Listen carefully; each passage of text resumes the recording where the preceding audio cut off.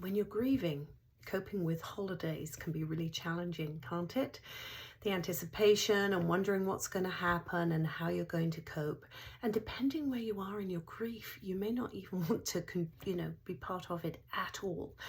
And so I wanted to give you 3 C's of Christmas. I know there are all sorts of other holidays, but it just fitted in with Christmas to talk a little bit about how can you cope a little better with the upcoming holidays. And I hope this is helpful for you. So let's start about the first C, and that is to choose. Now, depending where you are in your grief journey, you may be very early on.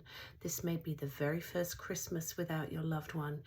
And it is difficult and it is challenging and you don't know really what you want to do, and you get to choose what you want to do. And sometimes that's difficult for us, but the first C is choose.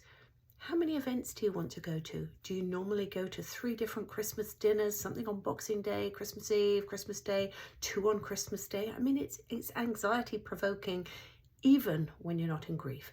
So I think I'm going to give you permission to choose what is best for you this year. Is it that you just want to do 1 meal? Do you still want to do multiple? Do you want to do none? And it's difficult, right? Because the second C is to communicate. And communicating, I think, is the key to all of this, to helping you cope, to creating a plan. We still have a couple of weeks, just less than a couple of weeks.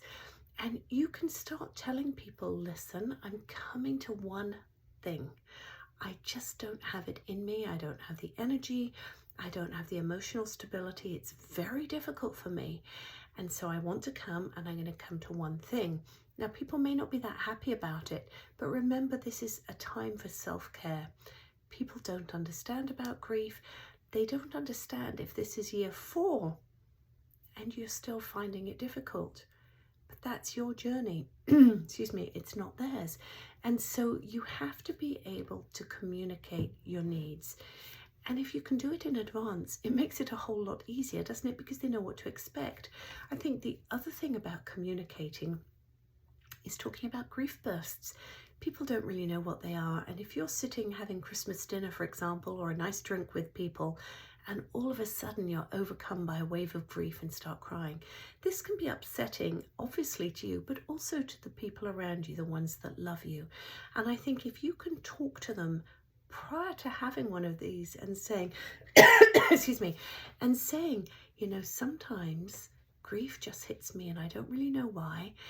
And it may only last a moment, and I may rush off to the washroom just to be quiet for a moment.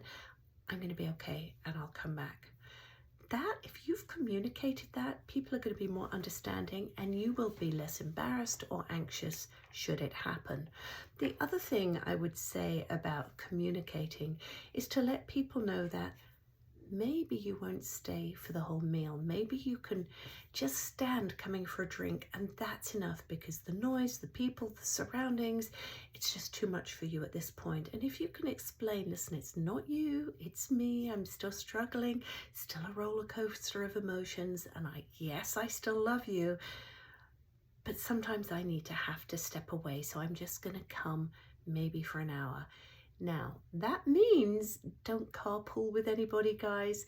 Take your own car if you have that ability to do so, because it means you can sneak out quietly and go home. Obviously, don't drink or have one, but you need to be able to choose what you want to do. You need to communicate in advance so people are understanding, and you have a bit of a plan, and you feel less anxious because you know they know.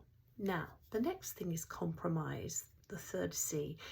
And it's difficult if you have a family still living at home who are all grieving this one person in a different way. Perhaps it's your husband or wife that has passed away, and your children, their brothers and sisters, everybody will grieve this loss differently, and we have to understand that and be okay with that.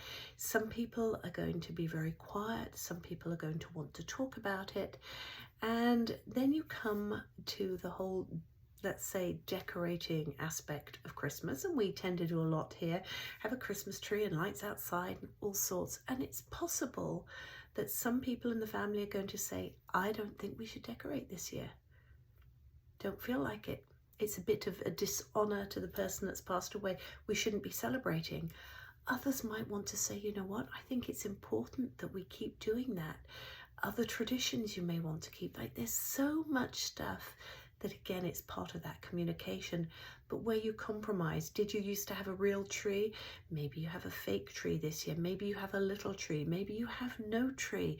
But it's something where you may all have to come to a bit of an agreement so that everybody has some sort of win if you can.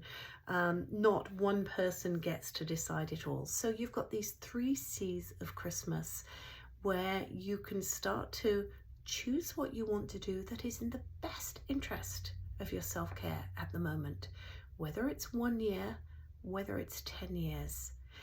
And I was talking to another grief specialist, and we were talking that even 16 years after her loss, she is hit by waves of grief that are so overpowering, it shocks her. So we need to be understanding. We need to explain this to people so that they can be understanding. We need to decide what we want to do. We need to communicate it, and we need to be a little bit, have an ability to compromise. So I hope these 3 C's for Christmas or any holiday are going to help you. And if you do celebrate Christmas, I wish you a very happy Christmas, as we would say in England, or a happy holidays if you don't celebrate at all, or happy Hanukkah or Kwanzaa, whatever holidays you may or may not be celebrating. I wish you the very best for the next 2 weeks. And just remember your 3 C's. Choose, communicate, and compromise. Take care.